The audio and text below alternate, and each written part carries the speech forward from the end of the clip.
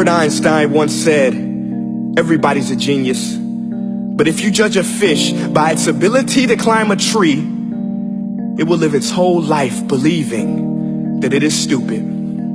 Ladies and gentlemen of the jury, today on trial we have modern day schooling. Glad you could come. Not only does he make fish climb trees, but also makes them climb down and do a 10-mile run. Tell me, school, are you proud of the things you've done?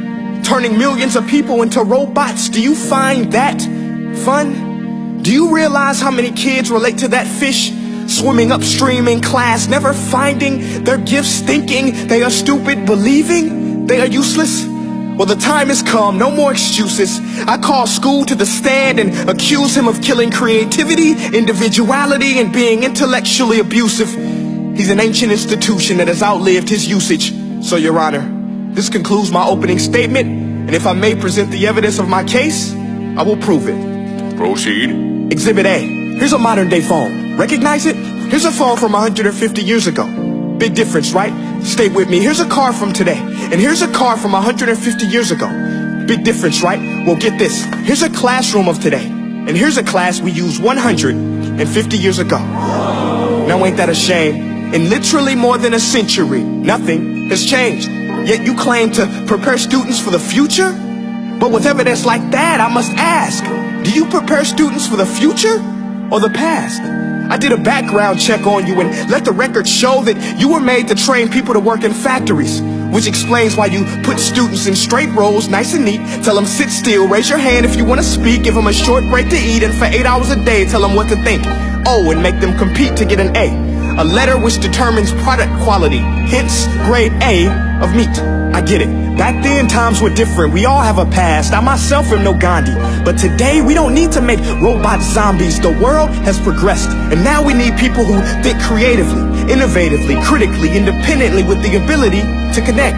See, every scientist will tell you that no two brains are the same. And every parent with 2 or more children will confirm that claim. So please explain why you treat students like cookie cutter frames or snapback hats, giving them this one-size-fits-all crap. Watch your language. Sorry, Your Honor, but if a doctor prescribed the exact same medicine to all of his patients, the results will be tragic. So many people would get sick, yet when it comes to school, this is exactly what happens. This educational malpractice, where one teacher stands in front of 20 kids, each one having different strengths, different needs, different gifts, different dreams, and you teach the same thing the same way? That's horrific.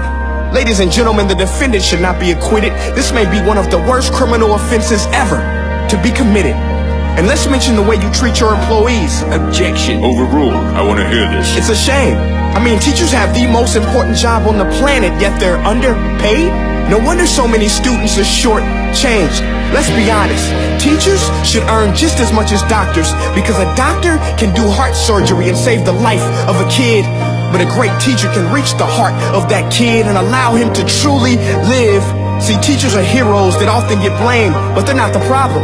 They work in a system without many options or rights. Curriculums are created by policymakers, most of which have never taught a day in their life. Just obsessed with standardized tests. They think bubbling in a multiple choice question will determine success. That's outlandish. In fact, these tests are too crude to be used and should be abandoned, but don't take my word for it.